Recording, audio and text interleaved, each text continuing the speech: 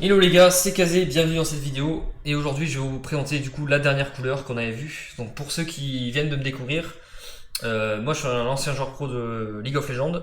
Je coach d'ailleurs League of Legends, j'ai été pro sur une dizaine de jeux différents. Enfin pro, je suis dans le top 200 européen sur une dizaine de jeux différents, des jeux de stratégie, des jeux de cartes, des MOBA.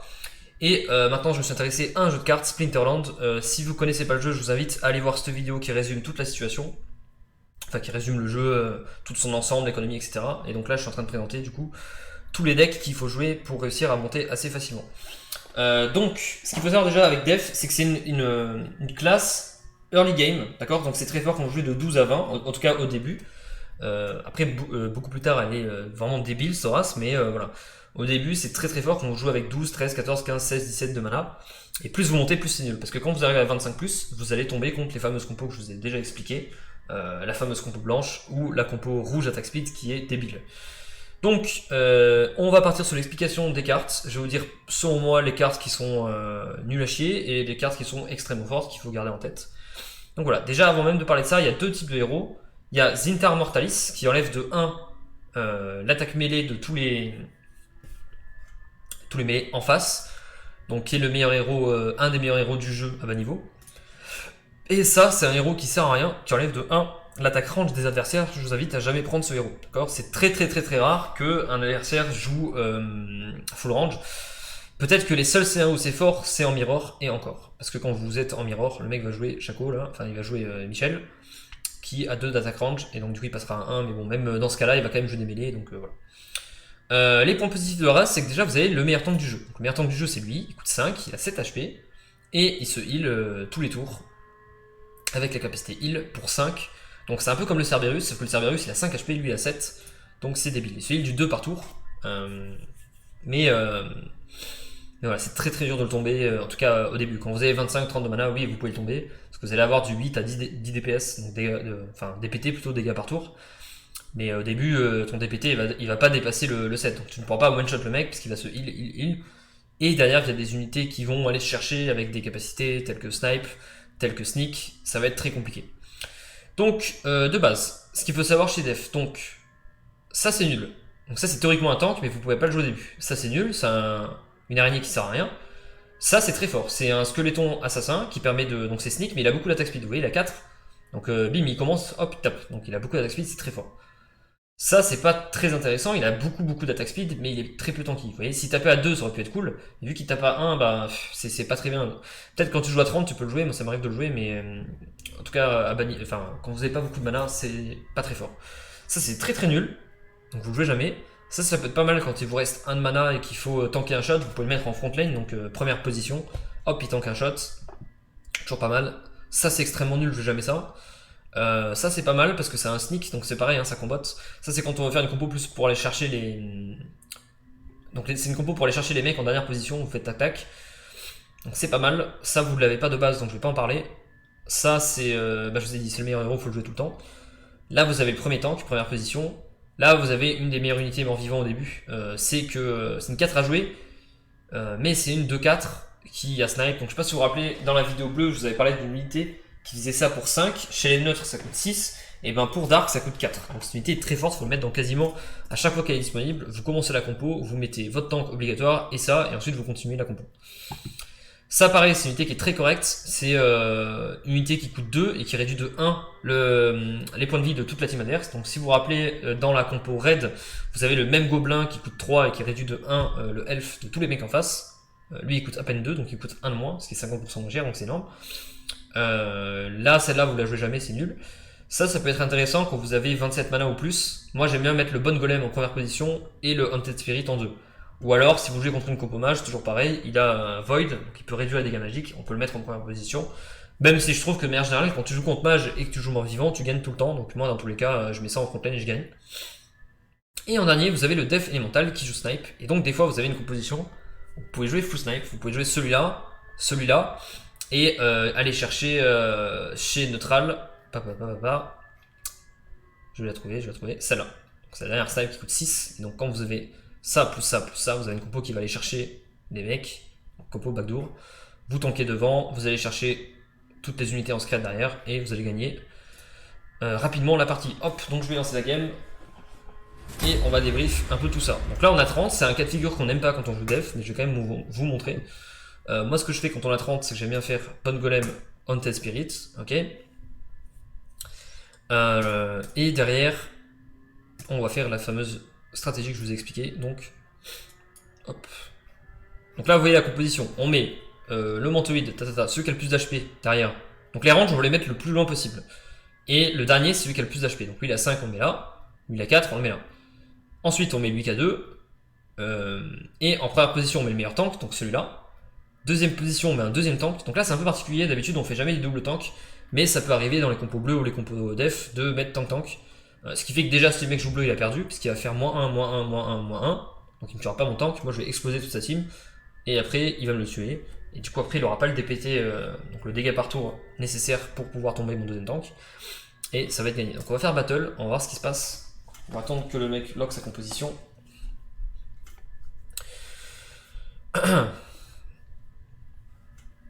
Ok, ça trouve assez vite. Donc là, il joue la compo blanche. De toute façon, je vous ai expliqué maintenant, vous connaissez la chanson. Il a 30 de mana, donc il joue blanc. Les mecs joueront tout le temps blanc. Enfin, là, on joue à 800 et 100 LO. Si vous êtes entre 0 et 500, les mecs débutent, ils vont pas forcément trouver les bonnes compos. Et donc, via les guides, forcément, vous allez monter très rapidement à 800, 1000 LO. Hop, donc je vais accélérer. On va regarder un peu ce qui se passe. Vous voyez, sa compo est très bizarre là. Enfin, très bizarre. Il joue 1 milliard de mêlée.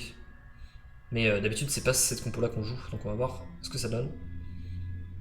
Donc, là, il joue pas du tout dans une logique de je vais heal mon tank. D'habitude, ils font ça. Vous savez, on joue avec on met lui en front lane et on va essayer tank. Mais là, il fait pas du tout cette logique là. Donc on va voir si ça paye, sa stratégie. Hop, il a perdu le tank avec front lane. Là, on va essayer de tomber ça. Je pense que je suis parti pour perdre, mais on va voir. Non, en vrai, j'ai rien dit, je pense que j'ai gagné. Hop. Je pense que j'ai gagné et vous allez comprendre pourquoi. En fait, lui, c'est une win condition, c'est pour ça que j'aime bien le mettre en dernier, parce que là, vous voyez, il me prend du 3 par tour, mais je mets lui de 2. Donc en fait, je vais tuer lui, il va me rester 1 HP. Hop. Vous voyez, et là, en fait, ils vont pas avoir les dégâts nécessaires pour me tuer, et donc ça va refaire comme la toute première vidéo quand je jouais Raid, quand je vous avais montré le jeu. Je suis en 1 vs 2, 3, 4 mecs, et je les tue parce qu'ils peuvent pas me tomber. Et donc, il y a quand même une win condition, donc une condition de victoire late game, c'est que si ils ont un DPT, donc un dégât par tour inférieur à 3, donc s'ils font 2 ou moins, et ben ils peuvent pas tuer mon unité. D'accord. C'est pour ça que cette unité, je vous ai déjà expliqué, c'est un des meilleurs tanks du jeu. Hop, je vais en refaire une pour vous expliquer quoi faire. Voilà, parfait. On est très bas. Donc dans toutes les compos d'arc, vous commencez. Hop, on prend le Haunted Spirit et après on réfléchit. Donc par exemple, moi j'aime bien faire ça. Si on avait 12, là on a 13. Donc là j'aime bien faire. Soit on peut faire tac tac, donc ces deux unités là, 3 attack speed, 4 attack speed. Soit on peut faire le Skeleton Assassin et un Dead Priest. Les deux compos sont viables, je sais pas c'est laquelle la meilleure encore, j'ai pas fait assez de tests. Donc je vais faire ça moi. Et le Skeleton Assassin, je le mets en dernière position, puisqu'au début. En fait, la deuxième pose, c'est pour les blasts. Et je sais pas si vous vous rappelez, les blasts, c'est l'opportunity, mais opportunity, dans tous les cas, tu vas prendre. Donc c'est plus pour les blasts. Mais à 13 personnes jouent blast, ça coûte 5. Il faut être fire, donc tant que le mec a pas 20 ou 22 de mana, on s'en fout de la deuxième pose. C'est juste quand on joue un peu plus haut. Donc là, on voit les deux compos qui sont joués. Et donc là, ça va encore une fois être un peu aléatoire, mais je pense que c'est moi qui vais gagner. Ok, j'ai rien dit. Donc là, il a chaté. C'est ça qui est un peu dommage dans le jeu, c'est que là, vous voyez, par exemple, si c'est mon squelette qui avait tapé en premier, si j'aurais fait auto, imoto, et là je le tue, bah, j'aurais gagné parce que j'aurais tous tapé, mais comme il a tapé en premier, il va gagner. Non, je suis même pas sûr. Non, mais non, même pas. Ça va faire ex aequo, non? Ouais. Et vu qu'il me fait, vu qu'il me fait du 2 par tour, et que je me heal de 2 par tour, il peut pas me finir. Et donc personne n'a gagné, ex aequo. Hop, donc là en plus il joue une compo bleue, donc là on va jouer le fameux, la même compo que je vous ai montré tout à l'heure. Bon, c'est un peu dommage parce que du coup je vais vous montrer une autre compo. Au moins on va voir ce que ça fait contre une compo bleue. De toute façon, c'est même pas sûr qu'il va jouer bleu en vrai, parce que je vous ai dit, il y a 32 mana, c'est nul de jouer bleu. Enfin, en tout cas au début. Après, quand t'as des 4 hard, des légendaires, etc., c'est très très fort, mais là ça vaut pas trop le coup.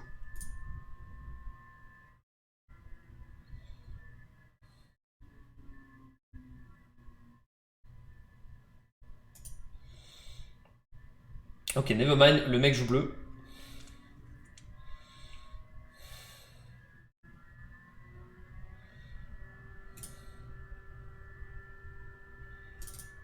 Donc là, vous voyez, il a pris 2 gros sacs à PV, donc 8 et 8, donc 16 HP. Mais le truc, c'est comme moi je snipe, il va perdre instantanément parce que bah, moi je m'en fous de ses tanks. Vous voyez, là, je ne tape même pas ses tanks, ça focus instantanément les mages, c'est le principe des compos snipe. Et donc du coup, en 2 tours, j'ai pété tous ces DPS, et maintenant je peux juste tuer ses tanks. Donc c'est ce que je vous expliquais, il y a 2 types de compos. Front to back et back to front. Et là, clairement, bah, beaucoup de réussite sur cette composition. J'aimerais bien vous montrer une game assez early, parce que là, du coup, on a fait 2 games à 30. On n'a pas fait les games, voilà, comme celle-là. Là. Moi, j'espère qu'il va pas jouer Dark en face, sinon c'est un peu chiant. Hop. Donc là, du coup, le Haunted Spirit, celui que j'appelle Chaco, là, pour ceux qui jouent à LoL, mais le Joker, là, enfin, le clown, quoi, qui coûte 4. Là, on va le mettre dans toutes les compos, et quand il nous reste que 2, bah, soit on joue le Undead Badger, soit le Undead Priest. Le truc, c'est le Badger, il a 1 HP, lui, il a 3, et donc je préfère mettre lui. Ce qui fait que même s'ils veulent me backdoor, enfin me taper une cible, bah, il y en a une qui a 3, une qui a 4, c'est très chiant pour eux. Je pense que c'est la meilleure compo possible. Ah, c'était le là, on va voir s'il fait mieux. Je pense qu'on va avoir la même compo. Ok, pas du tout. Donc là, il va perdre, je pense. On va voir. Normalement, il devrait perdre la partie. A noter aussi que dans un mirror, je vous ai déjà expliqué, lui joue mêlée et c'est pas bien parce qu'en fait, il vaut mieux jouer les range. Parce que vous savez que si je joue mêlée, par exemple, je tapais à 1. Donc imaginons même si j'avais 2, je serais passé à 1. Donc du coup, en late game, quand on va vouloir taper son tank, on va faire -2 plus 2, -2 plus 2. L'avantage de jouer lui, c'est qu'on fait -3 plus 2, -3 plus 2. Vous voyez ce que je veux dire? Donc il va perdre 1 HP par tour, et donc naturellement, il va perdre.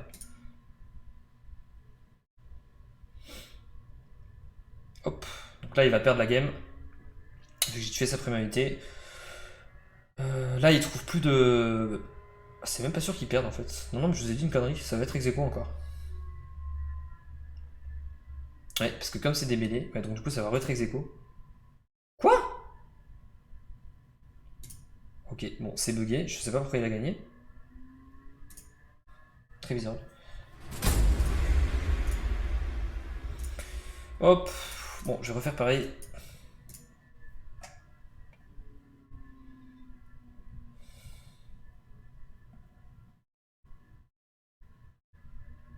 Donc vous voyez que là, en fait, je viens de capter un truc. Si j'avais mis le priest derrière et le jester en 2, j'aurais gagné. Faut pas faire ça en fait, faut mettre le jester en 2. Après, c'est spécifique à chaque couleur. Faut savoir que je connais pas encore tout par cœur, mais par contre, je suis en train de préparer un doc avec toutes les classes du jeu.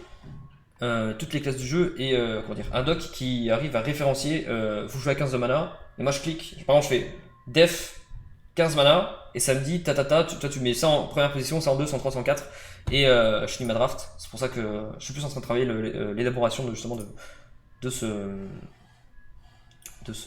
doc là qu'autre chose. Donc voilà. Hop. Bon, j'ai mis le résultat direct, on va mettre le replay.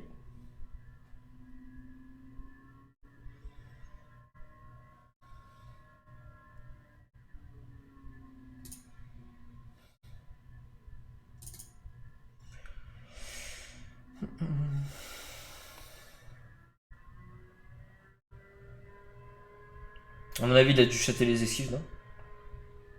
Ah non, ça c'est vraiment joué à m'auto-tray, putain. Ah ouais, donc en fait, c'est la tortue qui va me tuer. Ouais, il va survivre à 1 HP. Ah non, il se met au cac et je peux plus gagner. Ok. Ça marche. Bon. Dans tous les cas, je pense que vous avez compris un peu le concept, vous avez compris comment marchent les stratégies. À mon avis, vous avez un guide pas mal pour pouvoir monter de 0 à 800, voire de 0 à 1000 Elo sans investir dans le jeu. Donc le but, évidemment, c'était pas de vous montrer les stratégies qui vous permettent de faire 90% win rate sans mettre un centime dans le jeu, c'est impossible. Mais moi, ce que je vous montrais, c'est comment monter de 0 à 800. Et en fait, dès 800, vous allez commencer à gagner. Vous avez vu, moi, je gagne du 1 deck par game. Donc, vous avez gagné 1, 2, 3, 4, 5, 6, 7, 8, 9, 10, 11. Et après, via d'autres vidéos, je vous montrerai comment en investissant 5, 10, 15 centimes, vous pouvez commencer à monter à 1500, 2000 Elo et commencer à récolter un max de deck. N'hésitez pas à me dire dans les commentaires si vous aimez ce type de contenu. Abonnez-vous à la chaîne si ce n'est pas encore fait. Mettez la cloche évidemment. Et je vous dis à la prochaine pour une prochaine vidéo.